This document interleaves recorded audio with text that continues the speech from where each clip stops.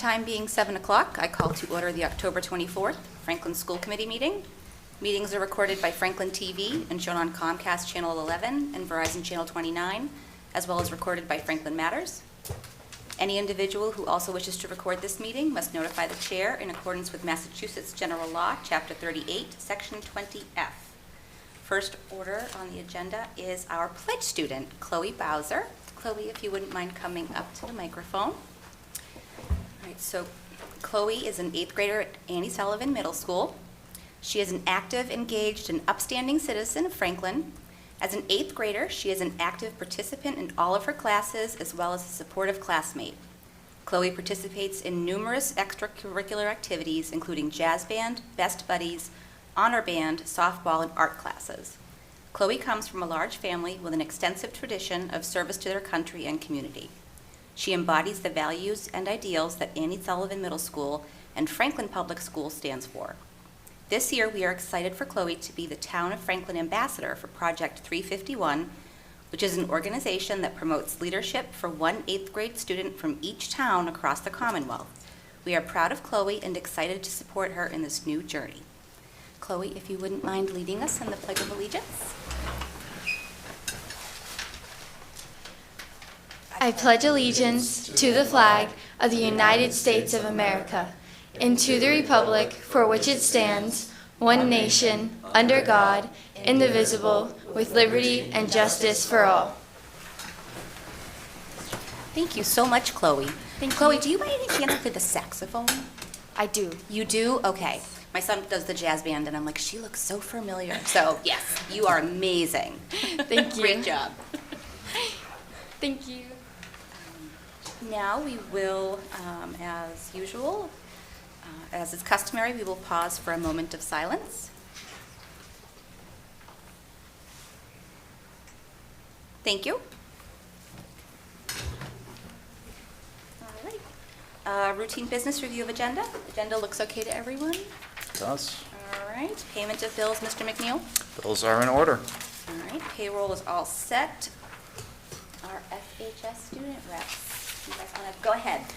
Okay, so to start off, for some news about the whole school, on the 14th, Connect for Cancer ran a mini golf event in honor of Nick Gaspar and raised over $2,000 for pediatric cancer research. Also on the 14th, Best Buddies had the Friendship Walk and raised $1,750. Freshman Banquet has been set for March 15th, 2024, and Sophomore Banquet has been set for April 26, 2024.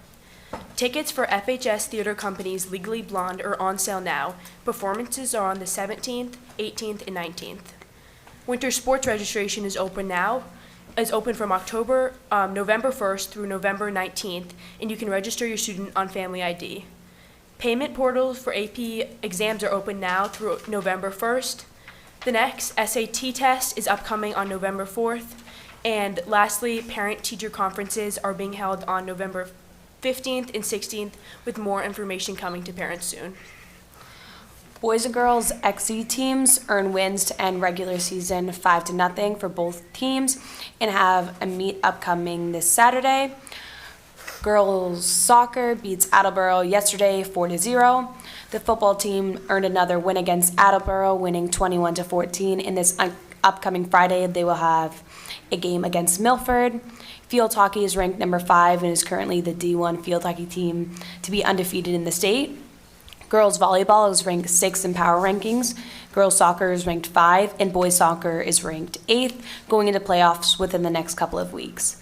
The golf team won the Hawk season title, beating both Milford and Attleboro last week, but unfortunately came short for qualifying for the states last night. The class of 24 senior quotes are due November 1st. College meetings are being held at the high school, and you can visit Naviance for more information on how to register. Senior banquet has been set for Friday, April 5th, 2024, and senior project Q&A is being held on November 2nd after school in the lecture hall. For the class of 2025, the pep rally apparel is being sold until October 31st. Calendar raffle fundraiser will be sold in November, and families are able to donate an item for the raffle now. And a prom committee has been formed to help plan and decorate the prom, and the first meeting is before school on November 2nd. Okay. Any questions, comments from the group? All right. Thank you guys so much.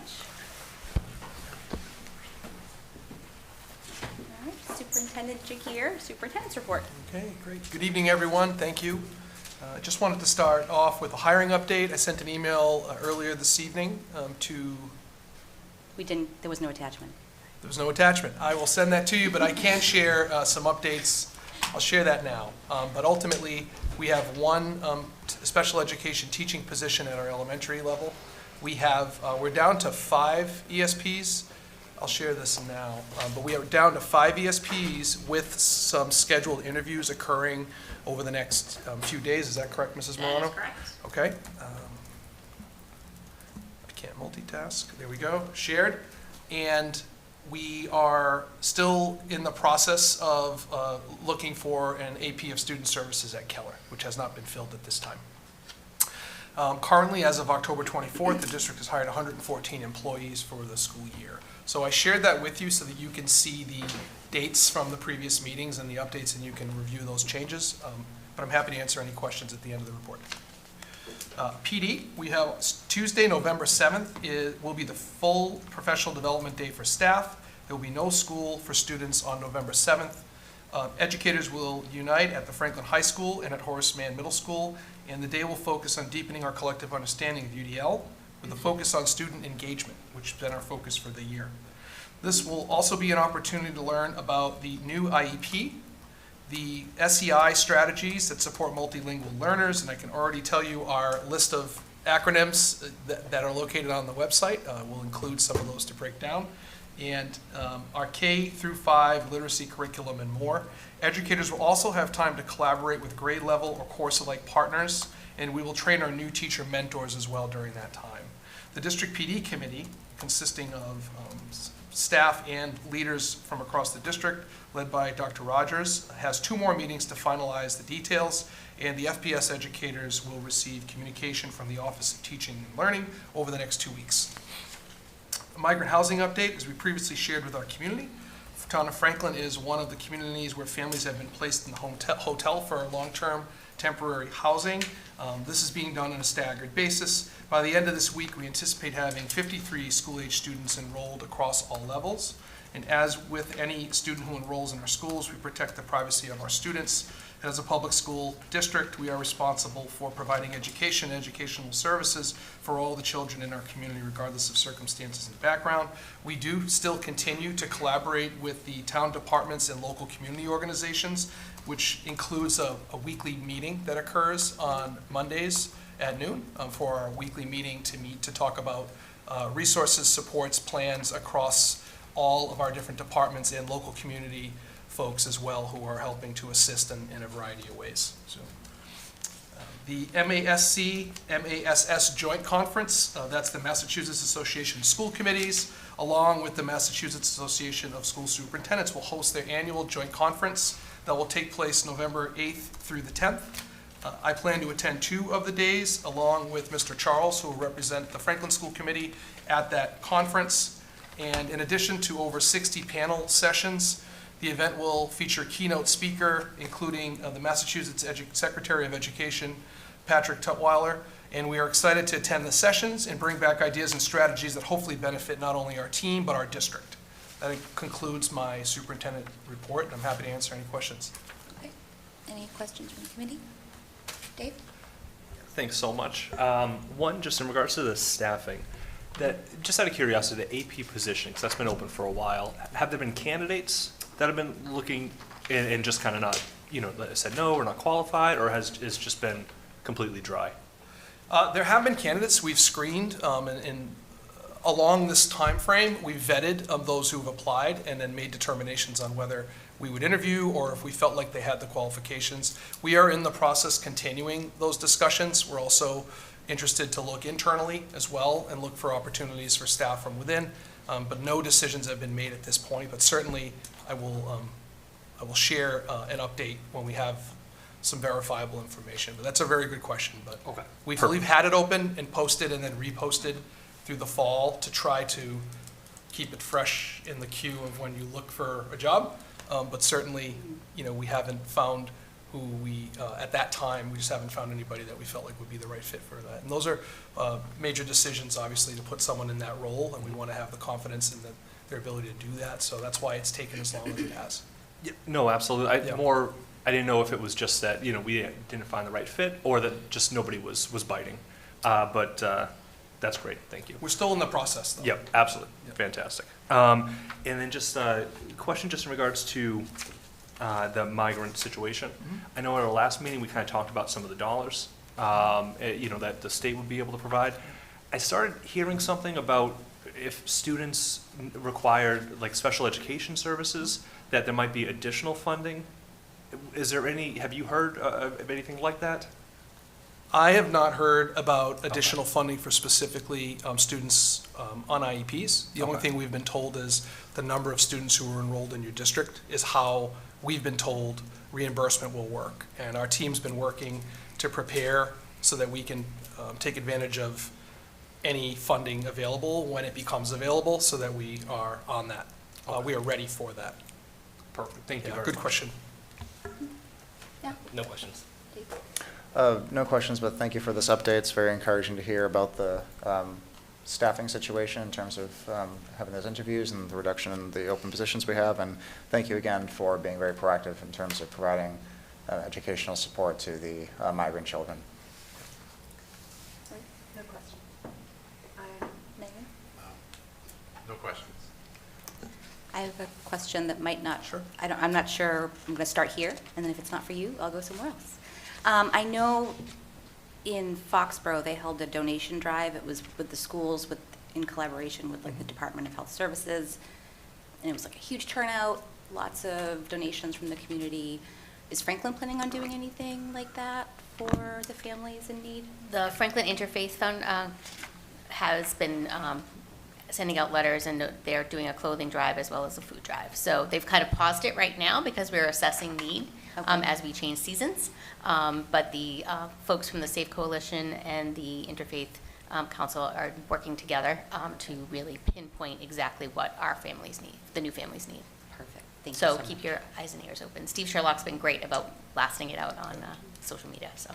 Great. Perfect. Thank you so much. Just to add one more piece to that, and Paula and I have been a part of discussions where targeting the types of clothing and sizes specific as opposed to more broader seems to be a better approach. So I know that work is happening behind the scenes to determine what are the sizes, what are the styles, needs, and whatnot that make the most sense. And I know that has taken some time to organize, but that's the intention. And thank you for mentioning Safe Coalition's on that call. Franklin Food Pantry's on the call, the Interfaith Council's on the call. There are a bunch of different community folks who are taking different legs and trying to organize, so thanks for sharing that, Paula. Thank you. I'm glad I asked. Yeah. Okay. All right, moving right along. Guest presentations. Our basketball tournament, Lucas?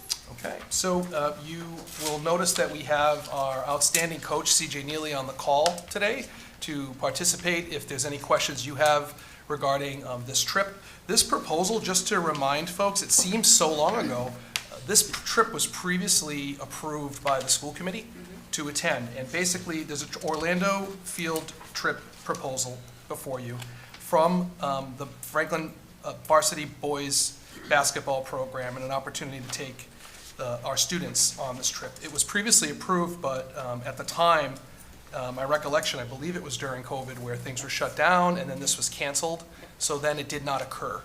So at this point, Coach Neely is looking to request that students be allowed, with your approval, to attend the trip as intended originally. And you'll notice from the report and the proposal, it had some statements from former students who participated.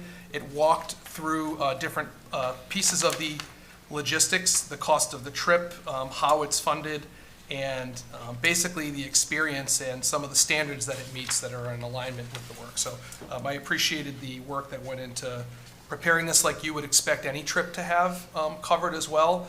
And there was no assumption that because this was approved before that it would be again, but it's before you for your review. And Coach Neely, I said I'd asked that if he could be on the meet. It seemed most appropriate, so he's available if you have questions.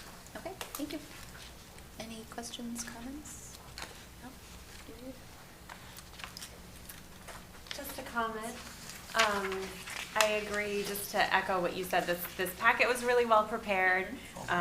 And I also appreciate all the fundraising the Booster organization has done, that they're expecting to fully fund this trip. And that's just really amazing. And just, you know, this is, the quotes that were in here really show that it's a once-in-a-lifetime type of opportunity that's really going to affect these kids moving forward into adulthood. And I'm just, you know, so proud of our student outlet athletes and the coaches and people that help work with the Booster organization and that have donated over the years to help this come to fruition. It's exciting.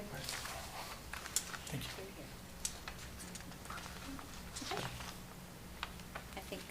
I don't think we need CJ anymore, so. Okay, do you want Coach Neely to share anything? Oh, no, like he left.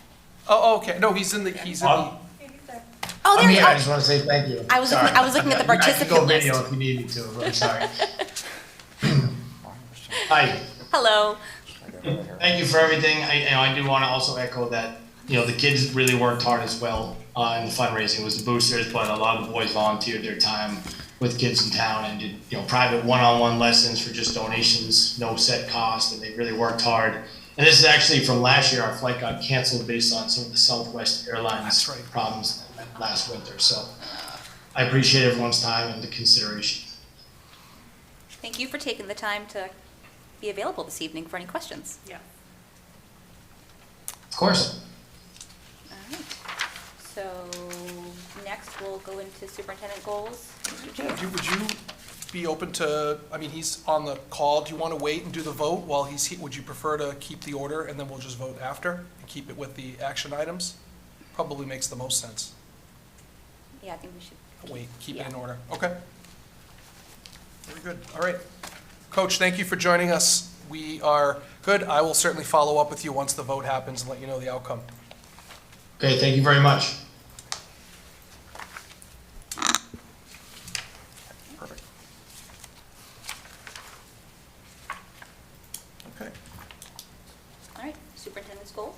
So superintendent's goals, this is an annual presentation or submission of goals for your approval. I want to thank Elise Stokes for working with me. I met with Elise to review the goals. She provided some strong feedback on how they could be formed and how the outcomes could match the goal so that it's clear, particularly as we think in the future. Sometimes you set goals now, but then you have to be really thinking about what will that look like in the spring, and I thought that that was very helpful. So thank you for putting the time in to help me with that. That was good. So basically, you'll notice in your packet, the standards and the strategic objectives we have for the district are really what I tried to use as the guiding mark for goals and for the proposal. And I'll just fast forward through our district improvement plan, which you previously approved, which points to some of these areas, but superintendent's goals are often a reflection of the work of the district. So a lot of the district goals incorporate this work. The first is a professional practice goal. It's completion and participation in year 2 of the new superintendent induction program. I'm part of a cohort of previously hired superintendents from last year. We are all entering year 2, and the program builds off of the first year. So you'll notice some of the action items, the process, and the benchmarks for outcomes. The second is a goal around enhancing instructional practices within the Universal Design for Learning framework, and that's ultimately connected to our larger goals for learning as an academic institution. It made sense that the superintendent should be leading and also have a goal that supports this particular area of our work. And we have already begun some of this work. It deals with strategic planning that occurred over the summer and into the fall, but then also implementation through professional development, working with our staff, and also with our admin team and some of our leadership team meetings and development, and continue to build out those structures, and you'll see some of the outcomes on the right-hand side. The third goal had to do with fiscal management and budget, and ultimately developing and implementing a budget development process and a timeline for FY25, but also beyond, and looking at the needs of our district. I know that that has been an area of focus for this committee and for myself as well as I continue in my second year of superintendency to lead that work, identify the systems and resources, the human resources and material resources that incorporate a system so that we're providing the best resources and support to educate our kids at the level we all expect. So that piece is in there. You'll notice the outcomes around not only a development timeline, but through our presentations, our budget book, and some of the work of our meetings and agendas, I hope to demonstrate the work that I've put in to lead that process as we move forward. Finally, there is a fourth goal that has to do with looking at our facilities. This is a follow-up to last year, where we landed with, last year we focused on redistricting, but there was a vote and an agreement, a shared interest in looking at the larger comprehensive school facilities. This particular goal, working on developing the proposals to get folks in to help and assist us with this process, as districts do.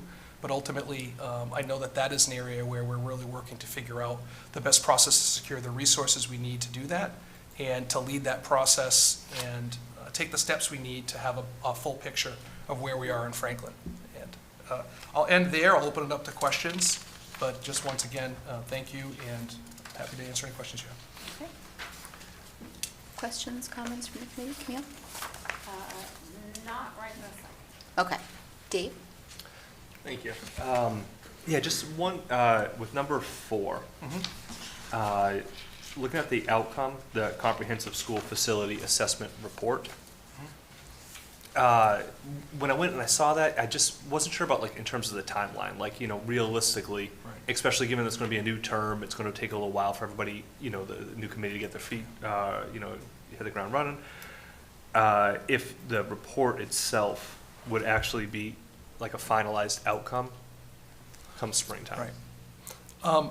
I would say that if a report, to me, if it was a report or if it was an update or a report on where we are in that process, I'm imagining that I would prepare something to just mark where we are in time through that process.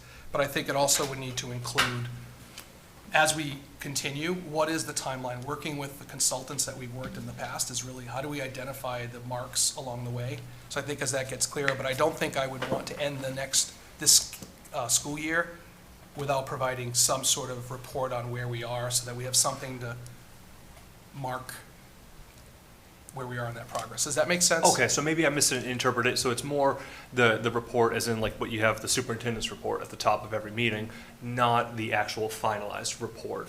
If that's ready, I'm going to be sharing that with you. If it's not, I think an expectation would be I'm sharing a detailed report on where we're at, what's left to be done, Okay. and what will it take to get that done. I think that's reasonable for a school committee to expect for that process. So Perfect. More, Okay. more like an accountability report. Yeah, not the if it wasn't- finalized. Right. Yeah, okay, terrific. Okay, that's a great question. And it is, I don't think you misinterpreted. I think it's written in a way that would lead you to believe that. I made a note. Yep, so I think echoing the same kind of comments, I think these are great goals to have for the year, and I understand at the end of the year, we'll do our evaluation, assessment, but it would be nice to see kind of some sort of like time frame of when certain aspects should be like done, completed, but or at least as a benchmark, just to work backwards from, you know. So, but other than that, great goals, and looking forward to how we can progress this year. Okay, great, thank you. Thank you very much for putting these together, and thank you, Elise, as well, for the hard work that you've done with these and all your work on the Superintendent Evaluation Committee. So thank you very much for your service there. Just 2 questions. First, regarding the universal designs for learning practices. So what are the ways that you intend to expand on the universal design for learning practices based on the groundwork that we've laid over these past few years? It's a great question. I can give an example as recent as yesterday. We held our administrative team meeting where we met. We have been focused on working groups on different initiatives we have in the school improvements and district improvement plans. So for example, there's a group that's spearheading UDL. I joined that group yesterday to meet, to talk about what are our next steps as far as what's the 60-day check-in, what's the 120-day check-in on our work and making progress. So we met and talked about the next stage of look-fors, How are we designing our professional development? Some of these things have already been in the works from the Office of Teaching and Learning, but what we found is the value of having a working group that's on this is to look at the practical side of leading the work beyond PD and meetings, and what does it look like day to day, and how are we helping support our teachers in those efforts. So that's just one example of how we've structured the meetings. That would actually be an example I would probably share in the spring of the meeting notes in the agenda and kind of how we framed out and worked through. So that's just one example, but I think as a superintendent, my goals need to be directly related to things that I'm directly involved with that are impacting UDL planning and preparation. So that's just one example. I think I would also look to, as we continue to implement, how am I involved in the implementation in some way, whether it's either working to support, provide time, resources, and work with our leadership team directly. I think my role is to support, to make sure that we have consistency across the board at each of the schools and that the goals are clear and just follow through. Excellent, thank you very much. And do you mind reminding, when did we start implementing the UDL process, and when did we first start thinking about it or start integrating it? When did we? Yeah. Well, I think it's been in the works for last year more strategically. Yeah. But I do know UDL practices have existed as a framework prior to last year, but it certainly became more when we moved to level-based school improvement plans and had more of a concerted kind of direct focus across levels. I think it became much more actionable, and it wasn't just happening maybe at one school versus another when we're trying to get it more consistent. Okay. That's a great question. All right, so we're still in the relatively early stages of our long-term vision for UDL, right? Yes, we are. All right, thank you. Thank you for that clarification. And then one question regarding goal number 3. So what will your main focus be and approach developing the FY25 budget, given the current fiscal situation and the forecast? Recognizing that funding's finite, there's a number. I think it's responsible that we're focused on our return on investment and looking at taking a deep analysis of what we're doing, how we're doing it, and how we're supporting it. So when I think about different cost drivers, when we think about expenditures, whether it's through staff or materials, as I mentioned earlier, are these directly impacting positive results for kids, and starting there. I think that's the fiscally responsible, but after that, once you've done that and determined, you also need to be thinking about what do you need to do the job in the way that there's an expectation that we do it for the best interest of kids. And I think that means really engaging with our schools on their needs and what the needs are across the district, and having an answer to justify how we're investing our funding to support schools, whether it's through folks, teachers, professionals, or if it's through programming or materials or whatnot. So that would be one thing I would say. And I think we have to reprioritize and look at what are we prioritizing our spending, what needs to be reallocated, and then what needs to be added if that's the case, or where can reductions occur if there's something that's not helping us move the work forward. And I think that hope that would, through that process, would demonstrate a responsibility we have to the district to put forth a recommendation for the work, for what we need to meet the needs of kids. And that means we've looked at it from all angles. Thank you very much. Appreciate that. Elise? So I'm not going to be here to evaluate you on these goals, which is sad for me. And I do just want to send out appreciation for your organization and your vision. And I think understanding the district coming into this role, this is your second round of superintendent goals and your second year in this position. And I think you're coming from a place where you understand the landscape in the district, you understand sort of the community, the vibes and messages and voices you're hearing from the community, and best practices in education since COVID.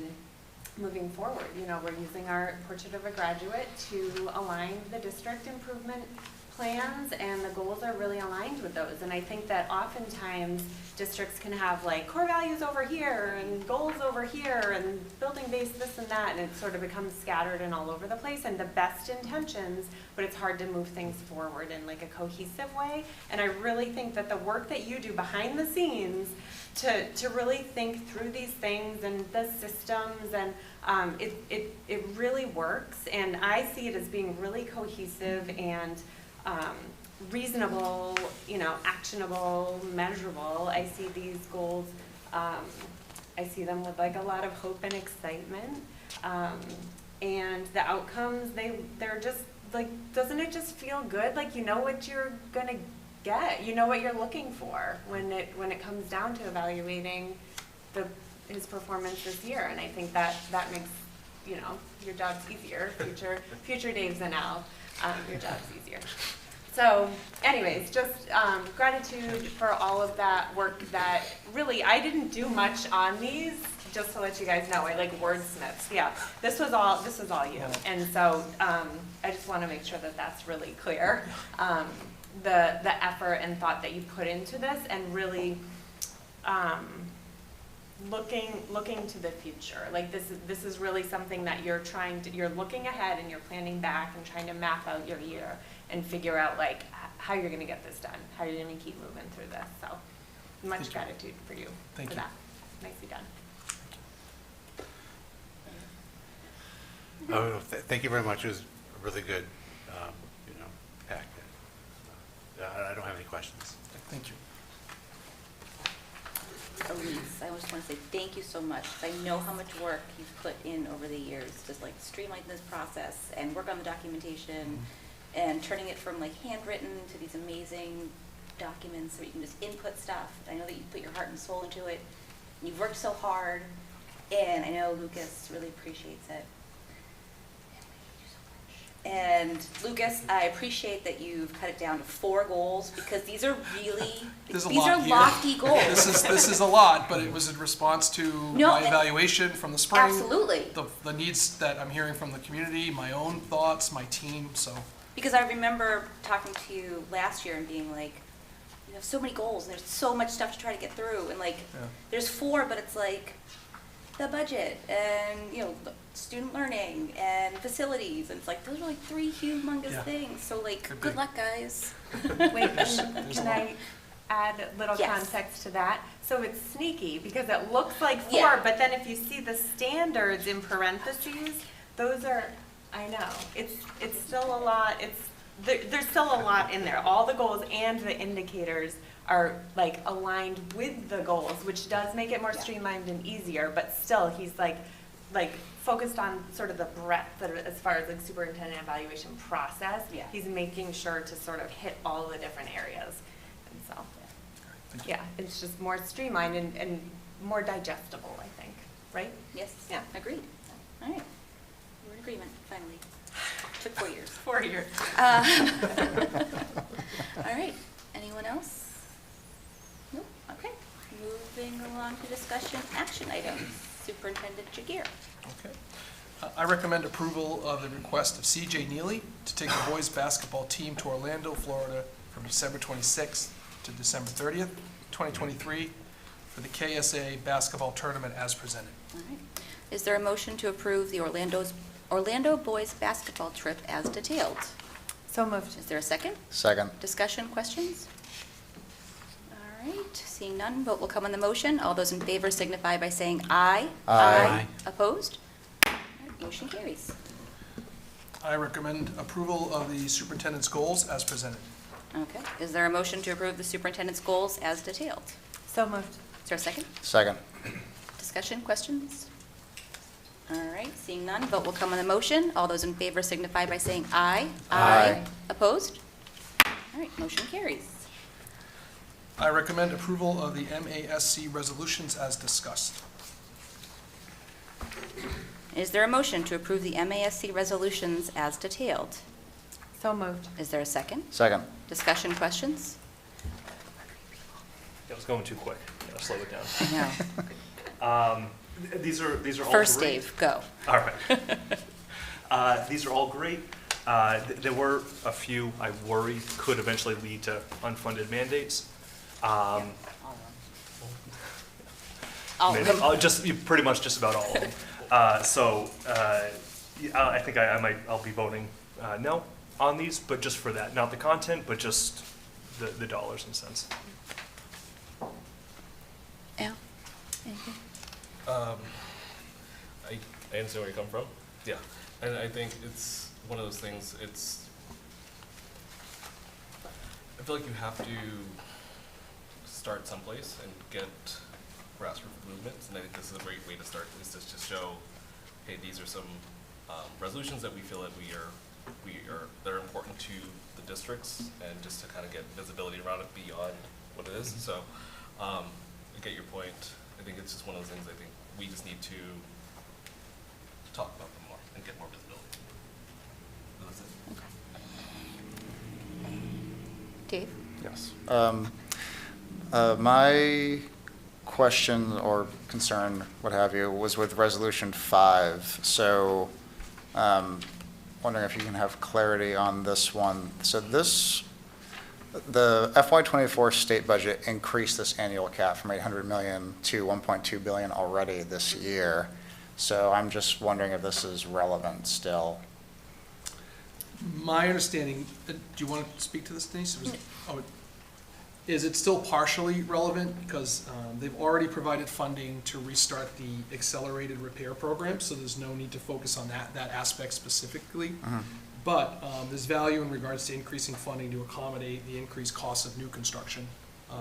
When you think about current limits and fewer projects can be funded, and the allowances needed to be adjusted to better represent escalation of costs and inflation and whatnot. So that was a conversation I had with Dr. Dutch just around this particular one as it relates to finance. So I'm sharing that with you as one example of why there are pieces of this that are relevant still.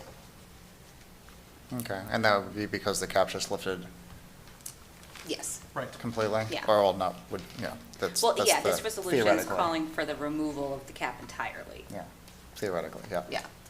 Fewer And this was also projects. done before the budget Yeah, was approved. So yeah.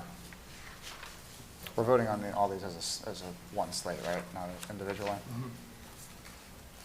I think this happened 4 years ago too, where I think there was disagreement on one or two. Yeah. But I think they're a package. Yes. Yeah. And that was the last time we went through this, I believe it was. I don't remember a modified. Yeah, I thought last time we voted on them individually. Okay. It wasn't a package. I thought we went through each one and said yay, nay. What we would All right. support. I don't recall. We can, I'm fine either way. is there a motion? Can we make a motion to amend? Yeah. Is there a motion to amend it? To break it out for each resolution, 1 through 8? Oh, so just do individual votes? Yeah. Yeah, sure, so moved. Is there a second? Yeah, second. All right. All those in favor, signify by saying aye. Aye. Aye. Aye. All right. All right, so we can do that. Easy peasy. All right. Were there any other questions or Elise? Okay. All right. So Resolution 1, full stable funding for Metco. Is there a motion to approve the resolution as detailed? So moved. Is there a second? Second. All right, questions, comments? All right, seeing none, vote will come on the motion. All those in favor signify by saying aye. Aye. Opposed? Nay? All right, 7 to 1. All right, 6 to 1. Listen, it's been a long day. All right, Resolution 2 regarding investigations and recommendations for transportation bidding procedures. Is there a motion to approve Resolution 2 as detailed? So moved. Is there a second? Second. All right. Discussion, questions? Vote will come on the motion. All those in favor signify by saying aye. Aye. Opposed? Nay? 6 to 1. Resolution 3, regional transportation. Is there a motion to approve the resolution? So moved. Is there a second? Second. Discussion, questions? Vote will come on the motion. All those in favor signify by saying aye. Aye. Opposed? Nay? Motion carries. All right. Resolution 4. Diversity, Equity, and Inclusion. Is there a motion to approve Resolution 4? So moved. Is there a second? Second. All right. Questions, comments? Is there a motion to approve Resolution 4? I already did that, sorry. Vote will come on the motion. All those in favor signify by saying aye. Aye. Opposed? Nay. All right, 6-1. Resolution 5, Massachusetts School Building Authority. Is there a motion to approve the resolution? So moved. Is there a second? Second. All right. All those in favor signify by saying aye. Aye. Opposed? Nay. All right, 5-2. Motion carries. Resolution 6, we've got School Bus Stop Arm Surveillance Act and Enforcement and Penalties. Is there a motion to approve Resolution 6 as detailed? So moved. Is there a second? Second. All right. Discussion, questions? All right. Vote will come on the motion. All those in favor signify by saying aye. Aye. Opposed? Nay. 6-1. Motion carries. Resolution 7, related to MCAS. Is there a motion to approve Resolution 7 as detailed? So moved. Is there a second? Second. All right. Vote will come on the motion. All those in favor signify by saying aye. Aye. Opposed? All right. 7-0. Motion carries. Final, last one. Resolution 8, Safe Storage of Firearms. Is there a motion to approve the Resolution 8? So As moved. detailed, yeah. Second? Second. All right. Questions, comments? All right. Vote will come on the motion. All those in favor signify by saying aye. Aye. Aye. Opposed? Nay. All right. There we go. Easy peasy. All right. So those are all set.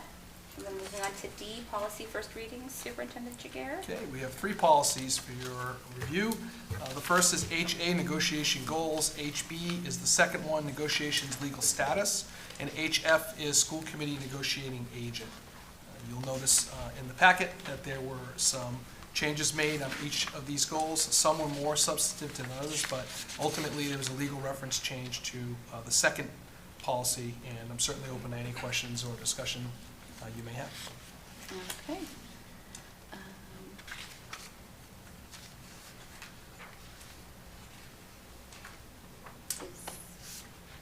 Oh, I recommend moving the following policies to a second reading as discussed. HA, negotiation goals.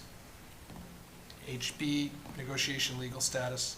And HF, school committee negotiating agent. All right. Is there a motion to move policies HA, HB, and HF to a second reading as detailed? So moved. Is there a second? Second. All right. Discussion, questions? Al? Yeah, so not necessarily on the policy changes, but just the first reading. Should we wait until the next school committee is in place for that one? Dave?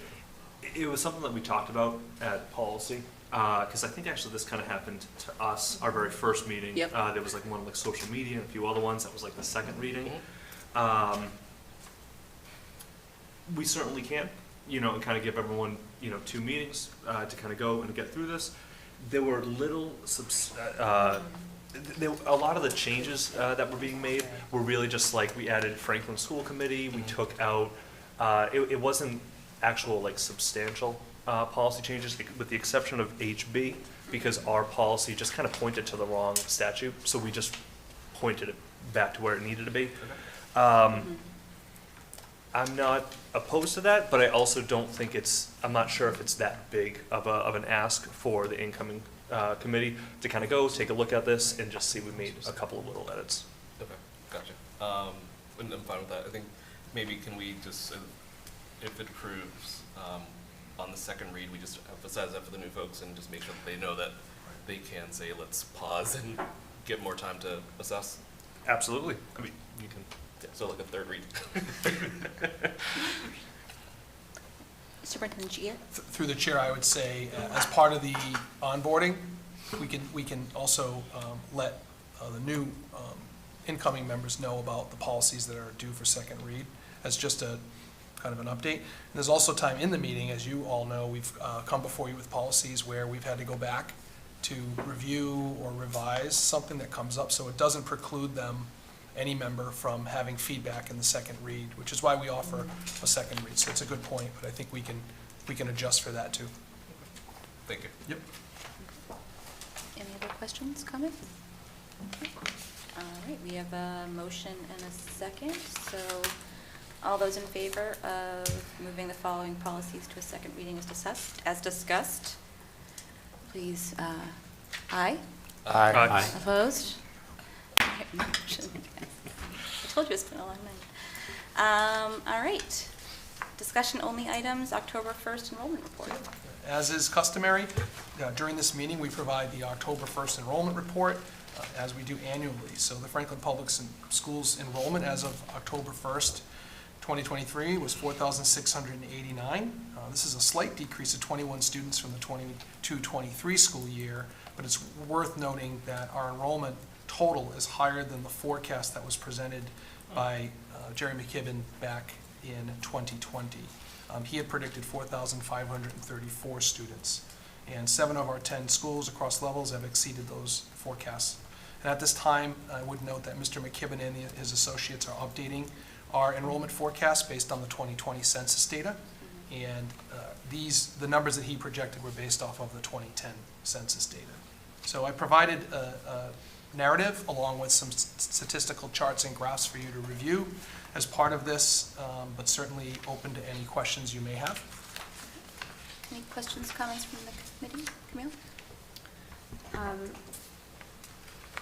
Yes, I noted the difference in the projected enrollment. And I wanted to ask how that would change messaging, because there has been a lot of messaging that enrollment's going down. And I do want to stress too that even when that was the case, the cost per student and the services that students receive, even in 2010, is quite a bit different. And I also wanted to note the percentage of free and reduced meals has gone up. In 2017, it was 14%, and now it's 20%. So we're seeing families struggling, needing basic services, and also the schools more and more over the years have been providing more services that aren't being provided by society. So it's a lot to put on the schools. Mm-hmm. Thank you, Camille. Through the chair. Yes. Also, there's a note in the narrative around that number for free and reduced may not be accurate because we are providing lunches to students with state assistance. So the number of students who apply for free and reduced lunch, the data we get on that may be slightly skewed because not as many people are submitting for free and reduced lunch because it's been provided universally. So I just would share that. I don't have data to support that, but what I know is if you're getting reduced lunch, you may not be filing that application because you're not utilizing other services. So you're saying the number 20% might even be higher? It could be. Yep. Okay. That's all. Okay, thank you. Dave? Actually, on that note, I know we've said this before, but just kind of for the community at large, if yourself or, a neighbor happens to be struggling and might kind of qualify for that free and reduced application kind of before free lunches, the application, superintendent should get it through the chair, is it on our website, on the school's website? It's on our food services tab of our website where you can find it. It's an electronic application. Before, I remember back in the day, it was a paper. You had to fill in, put an envelope, send it in with your child. It can all be done electronically now through links. So it's on there. It's on our website for folks to access. Great, because again, even though food's kind of taken care of, there's so many other programs and benefits that it kind of just opens the door for. And then also too, just kind of as a reminder, the reason for the October 1 date for enrollment, that's kind of where the money comes from, correct? That's the importance of the October 1 Correct. number. Correct. The funding formula uses October numbers, enrollment figures to base funding for each district. They have to pick a time, and they pick October because the school year is off and running, and it's the most accurate number you can give at that time for how many students you can expect to have in your district for the year. So that's what's used as a foundational number of the number of kids enrolled in your district as they lay out that very complicated formula where if Mrs. Goodman was here, she'd be able to shine some light on. That's my, that's the reason. No Okay. question. Thank you very much. All set. Al? Yeah. So I know we've been talking about like the ECDC and the capacity there. I guess how are they adjusting with these higher numbers than projected? We began that adjustment in the spring. We've experienced, obviously that increase has created us need to be creative with some of the spaces there to create more classrooms. But certainly they have been at their capacity. And our new principal has been working with the staff to support the spaces that we have within the programs. And there were some changes to pick up and drop off, I think, that had created some changes in how we were operating. So I know that that has been an additional layer as well. But I think we've worked through those particular pieces. And we continue to monitor this. I think that's why we need to look at the facilities as a whole and look at, this was an area that was brought up previously, and it continues to be something that, the number that was projected or forecasted at 111 is not the number we're living today, as you know. So I did have that conversation with Dr. McKibben about that static number. That was one area where it didn't actually play out that way. And I actually think those students that were projected in 2020 are now in our elementary schools. So those numbers, that accounts for why the numbers in each grade over the past few years is a little slightly higher, because the number coming in was higher. Okay, thank you. Yep. Dave? I agree, Camille, with some of the messaging, and I think these numbers are really important. Another thing sometimes we hear is that, like, families are leaving the Franklin Public Schools, they're leaving in droves, and these numbers don't tell me that story at all.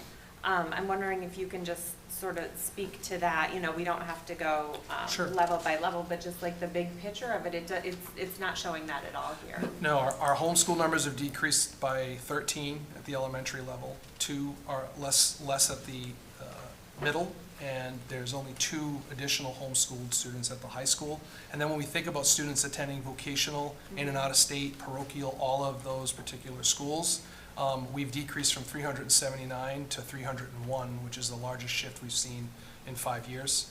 And I'd also point to, there's a decrease in the overall number of students attending other schools other than FPS. At the elementary level, it's 16, and at the high school level, it's 78. Mm-hmm. So some of those numbers, I think when we hear things, I think we're seeing some different trends, and this is a public report that's published online. It was in the packet, but certainly something that I anticipate using to talk about enrollment as we move forward, to just provide more information. And the second piece that we need to continue to talk about is how we utilize space at our schools currently with our in-district programming, and the classrooms that are utilized for that, and how that needs to be a factor as you start to think about how we lay out our district and how we utilize space. So.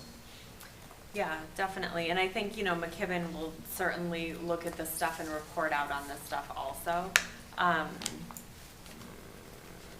Shoot, I thought there was one other thing I wanted to say. Right, because there was that little spike a couple years back when Charter moved to their new location and they expanded. They had, was it doubled?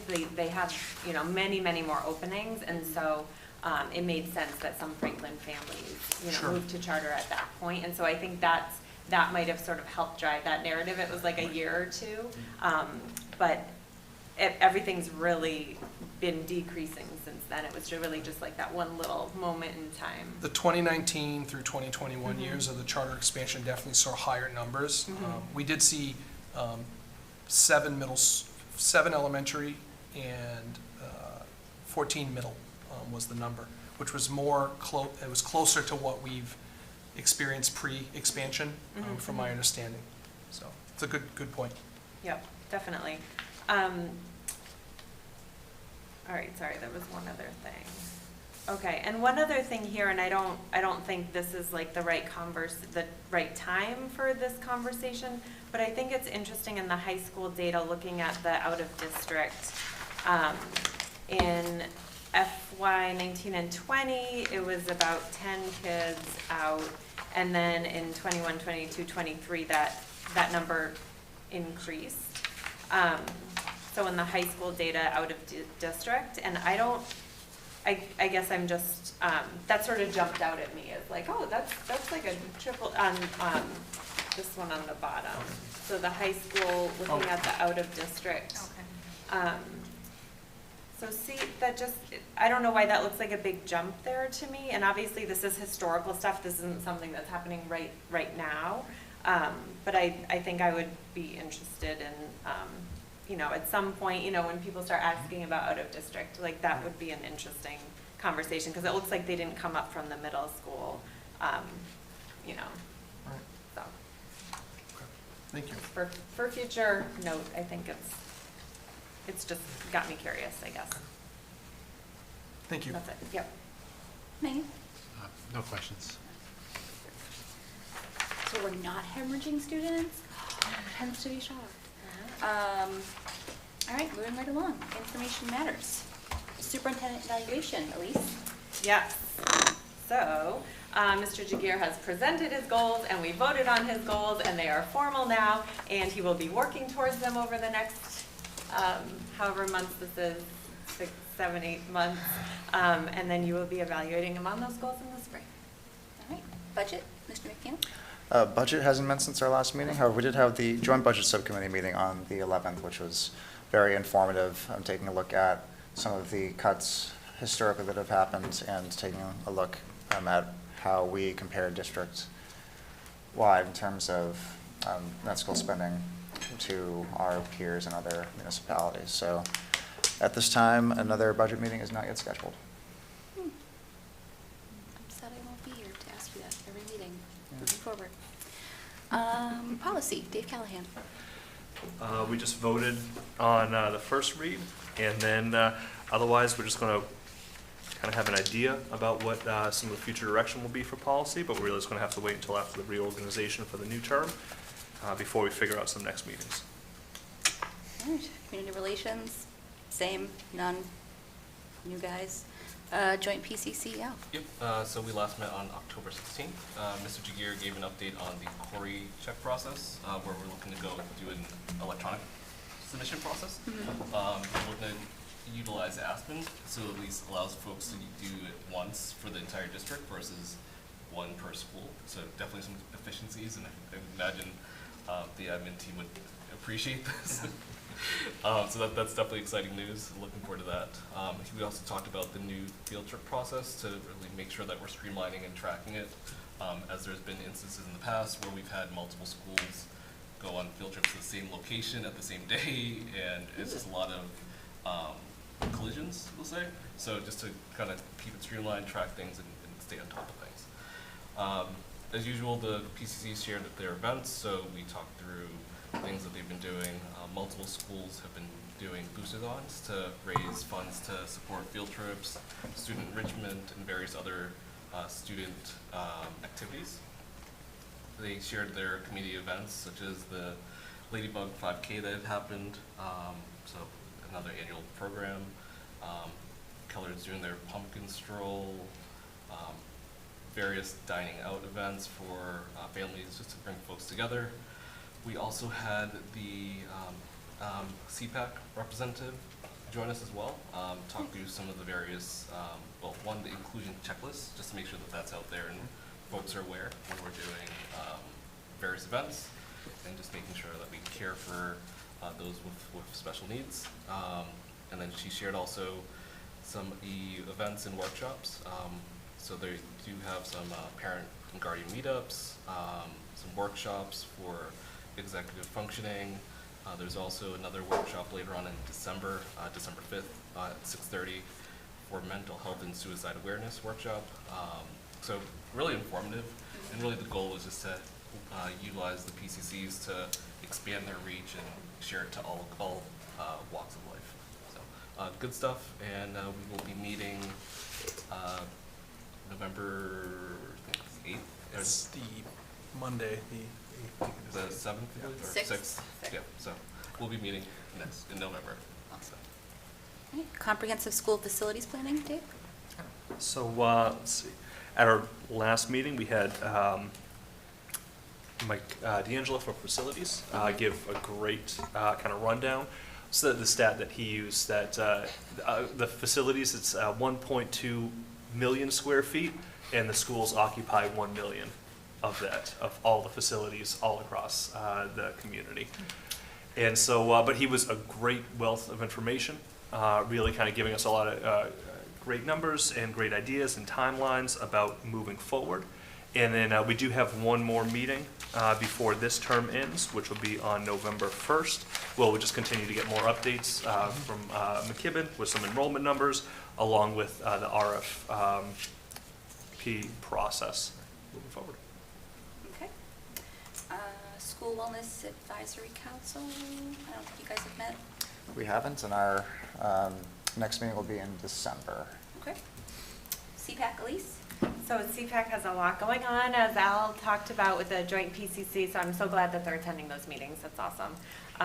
Because really CPAC's an organization for to support all families, not just those with kids with special needs, so it makes sense that they're sort of looped in with the JPCC. So they'll be at a trunk or treat this Saturday for the Franklin Public Library from 10:30 to 12:30. On November 8th, they're holding a virtual workshop that Al talked about, focused on executive function strategies by Engaging Minds, who's an amazing provider. I've been to a number of their workshops. They're really great. Their next parent meetup is November 16th at 7:30 p.m. at Box Seats right across the street. In early December, they're partnering with the SAFE Coalition to hold in-person presentation on mental health and suicide awareness for parents and caregivers of teens and tweens. And that's upstairs on the 3rd floor. And they have 2 workshops loosely planned for 2024. I'll just say all of it since I won't be here next time. In January, they're hoping to do a workshop on managing challenging behaviors, and in February on neuropsych evaluations. So all sorts of good stuff for them. So I think too, it's hard to sort of, Facebook has the algorithms, like it's hard to get the message out sometimes. You don't see things until it happened 6 days ago. So maybe through like linking up with the PCC, and then if PCC can sort of like, share it out, and then just so it just gets more traction on social media, I think would be really helpful, because they've got a lot of great stuff going on. Mental Health and Wellbeing Task Force. Our next meeting is November 14th. Okay. DEI Committee. Our next meeting is this Thursday. All right. Moving right along, Superintendent here, consent agenda. I recommend approval of the minutes from your October 10th, 2023 meeting as detailed. All right. Is there a motion to approve the consent agenda as detailed? So moved. Is there a second? Second. Discussion, questions? Seeing none, vote will come on the motion. All those in favor signify by saying aye. Aye. Opposed? All right, moving along, citizens' comments. Are there any citizens in the audience, in person or online, who would like to make a comment on an item not on tonight's agenda and falls within the committee's purview?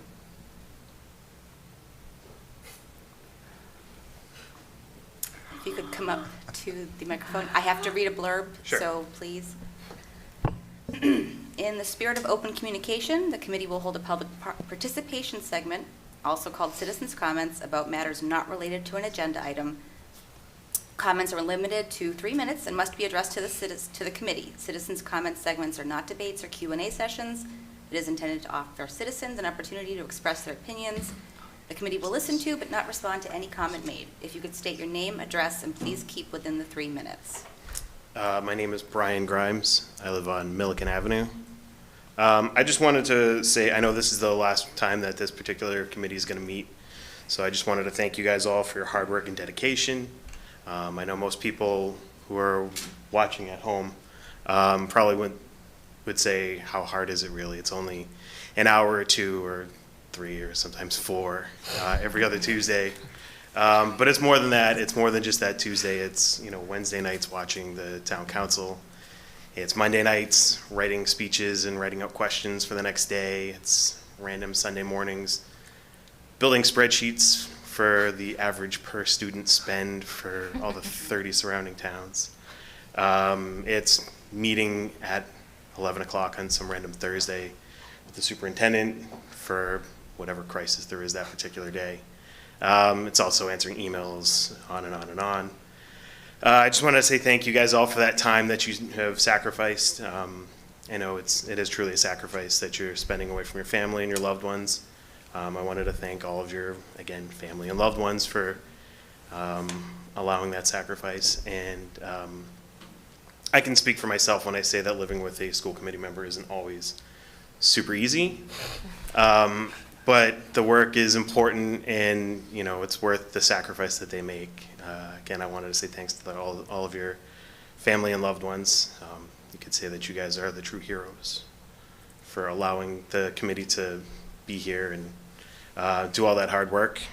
I just also wanted to thank all the committee members that are running for re-election again. I know that it is really a comfort for maybe some of the committee members that aren't going to be here moving forward. Knowing that the schools and the committee are in good hands means a lot. And the last thing I wanted to say is good luck to whoever holds that gavel next year, because there's some pretty big shoes to fill. And I was thinking about holding on for another however long it takes until my 3 minutes is up. 51 seconds. I'm not going to do that. I really wanted to get gavelled down and shout it out, Yep. but I'm going to leave it at that. And I just, again, thank you guys all very much. We all appreciate it. Thanks. Thank you. Sorry. I know, who was that guy? I'm glad you're here. Donna? I see Donna Grady has her hand raised. I know Dr. Rogers has to. All right, Donna. All right, there she is. Hi, thank you, everybody. I kept thinking you had one more meeting. On behalf of the Franklin Education Association and all that we represent, I just wanted to thank you all very much for your service and your time and your support and encouragement over the last many years. It has been our pleasure to work with you. And just as I said, the support and encouragement that you've given to all of us has been so meaningful. Just thank you isn't enough, but it's what I offer. I know the amount of time that you all put in, Denise and Elise as well, the phone calls and just kind of the check-ins. Just really thank you. You have all really made such a difference in all the different ways that you've served over the last many years. So thank you very, very much. Thank you, Donna.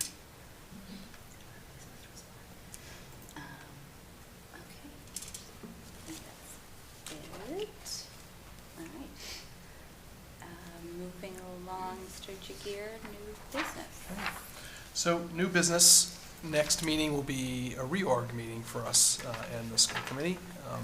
I want to just say, Brian, your comments, I know I can't really respond to comments, but you set the stage for my future comments to share with everyone here. And I know that this is the final meeting for 4 of our members. And I just wanted to share that on behalf of the Franklin Public Schools, just express our sincere appreciation for Denise, Elise, Camille, Megan, and your work, and Dave, and Al, but I'll see you guys in 2 weeks. So, just want to thank you for your just steadfast leadership and your unwavering commitment to the Franklin Public Schools. I think anyone who knows anything about you all is your commitment and support of our schools and wanting the best for our kids. And I don't think there's a better way to be recognized or remembered in the community in which you live, so you should be proud for that when you walk around this town and engage in different ways. So thank you for that. During our time working together, I know that we've celebrated many successes and overcome our fair share of challenges, and your support of our students, staff, and the Franklin community has left an indelible impression on our system. Our successes, big and small, have resulted as a collective commitment that you've all made to work together. And even if you don't agree, you've modeled how to navigate the tough, difficult decisions in a way that models for our community and our kids how you can work through solutions and find ways through some pretty difficult, challenging things. And I think of 2 years ago, this committee coming on, and 4 years ago, for Denise and Elise, I think a lot has transpired with school committees, not only here, but across the country. And I think it's not lost on me, the way that you've been able to work together as a team. We have also So managing a public school system is certainly complex and it's demanding. And Brian, thank you for sharing an insight to what it would be like for someone. It's beyond just what people see maybe from a Zoom or a public meeting. There's so many pieces that I know that we're aware of and sharing in those conversations and communications independently, but certainly wanted to put that out there. I recently saw, it was reshared with me, a clip from Brene Brown that she uses, where she used a quote from President Theodore Roosevelt, where she was relating it to her work around vulnerability. And Roosevelt shared a powerful speech in 1910, and it's called the Man in the Arena speech. And it's just resonated with me whenever someone shares it, it strikes a tone. And I just would share it as part of this because I think this embodies the work that you all do. And it's not the critic who counts, not the man who points out how the strong man stumbles, or whether the doer of deeds could have done them better. The credit belongs to the man who is actually in the arena, whose face marred by dust, sweat, and blood, who strives valiantly, who, at best, knows in the end the triumph of high achievement, and who, at the worst, if he fails, at least fails while daring greatly. So I want to thank you for joining us in the arena and showing up every day for our community. And being a public servant is not an easy role, and your willingness to selflessly dedicate your time and energy to this school system in this town demonstrates just your commitment to really wanting our schools and our town to be the best place it can be. You've prioritized students' interest over all things, and for that, we're generally we're grateful. And I also wanted to say I appreciate your trust in me to help in leading the district in the ways that I've been allowed to do. And not only as a superintendent, but a member of this community, I want to thank you for your service and contributions. And I know that the decisions that you all make will resonate over time and will continue to be realized in our district as we move forward. And Denise and Elise, I talked about the 4 years, 2 terms, leadership positions within the district and within the school committee.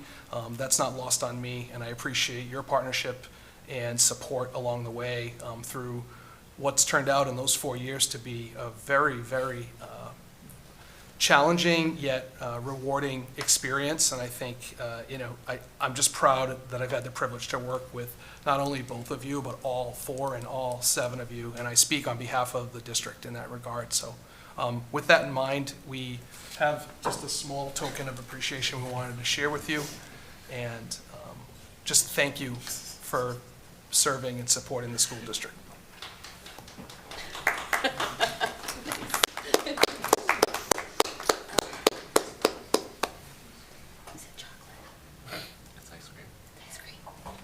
Get ready. Did you get an ice cream sundae bar? That's where I get my sweatpants.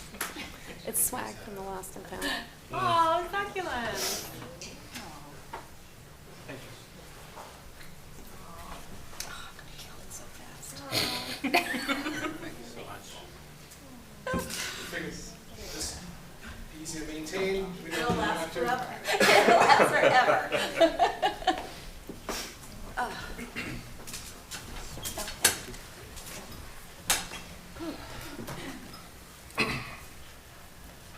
That's my turn, because it's still my meeting. For the next few minutes. All right, so. This has been quite the past 2 years for this committee. Don't look at me.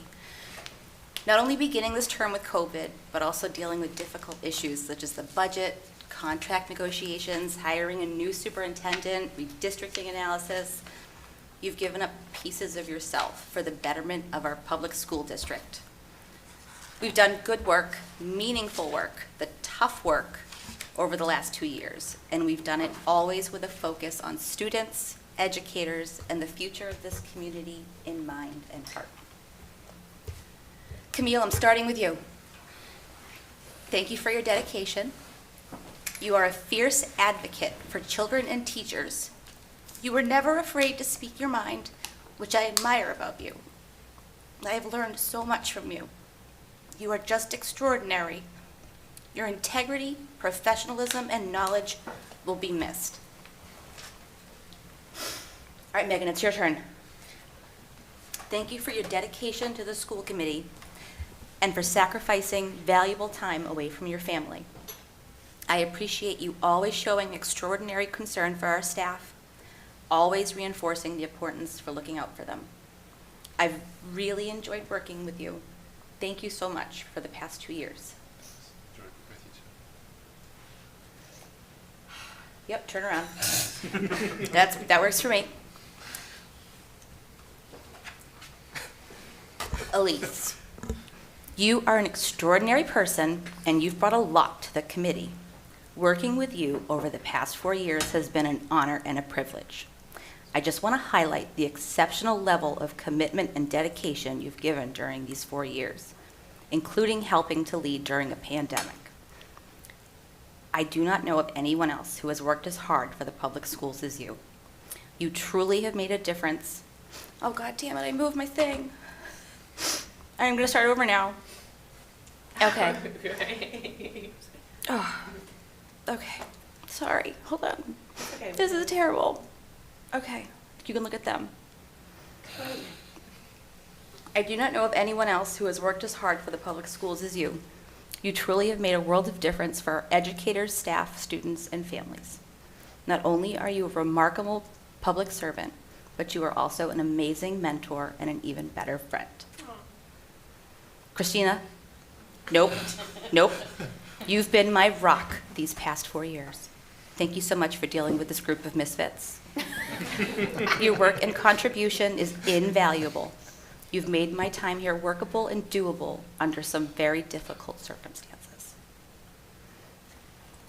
All right, Mr. Jagir, it's your turn. Yeah, you, superintendent. Lucas, never before has a superintendent of a school had to deal with the enormity of such challenging issues. The leadership you've shown in the different roles you've taken on, to me, has been extraordinary. It is so important for the community to understand and appreciate the awesome responsibility when one has the health and safety of almost 5,000 students in their hands. You have led with dignity, compassion, and respect, and at every turn you take a step back to acknowledge your wonderful team here at Central Office. Mrs. Morano, Dr. Rogers, Dr. Frazier, all of our building admin, our amazing staff, and you have worked nonstop since stepping into this role to support our students and staff. All of your roles, whether we're talking about superintendent, school committee, central office staff, have changed drastically since 2020. They are thankless jobs, but we here in these seats see and respect you and all you've done for the students and staff of Franklin. For 4 years, it has been my privilege of the privilege of my lifetime to serve on the Franklin School Committee and the past 2 as chair. These past 4 years have proven to be the most challenging and rewarding times of my life. Thank you guys for trusting me with the tremendous honor as serving as your chair, for humoring me and helping me when I've lost my way. Thank you for your support, friendship, patience as I tried to make my way through some dark personal challenges. And because it's still my meeting for a little bit longer, I've put together a few final remarks because I wouldn't be doing my job if I didn't. So over the last few years, our previous superintendent, Dr. Ahern, and now Superintendent Jagir, have kept the community involved and informed on the fiscal forecast. It is not possible to sustain town services while costs continue to soar, and we are restricted to a level of revenue established over 40 years ago. The state will no longer make up the difference of any shortfalls. Our town can afford to pay more. 80% of schools invest more per student than Franklin. Of course, it is not just the schools affected by the fiscal shortfall, all town services. As we heard discussed during the public budget hearings, citizens need accurate information to make informed decisions on what they want their community to be. Understanding that the school budget is the largest portion of any town budget, we have a responsibility to provide the public with a complete and transparent overview of our spending. And we've done that. Lucas and his team have done an amazing job discussing the budget at length at our regular school committee meetings, budget subcommittee meetings, joint budget subcommittee meetings, finance committee, town council, public budget hearings, not to mention attending harvest festivals, strawberry strolls. We've hosted several legislative forums to give citizens the opportunity to question our state reps. We have shown how creative we've been in mitigating the damaging effects of living with level service budgets year after year after year. We have shown how much we have lost. We have shown what we will continue to lose year after year after year. I believe it is the responsibility of all citizens to support every child in helping them to achieve beyond expectations. Even though I'm leaving public office, I will continue to stay engaged. I'm not going away and active in the community because I continue to care about our children, our schools. But I will take some time to regroup, re-energize, and find my joy again, for without it, I won't remember what it is I'm fighting for and what I hope our community can become. I wish nothing but the great success to those who sit at this desk in this future, and I know that the next committee is in great hands with you three at the helm. So thank you.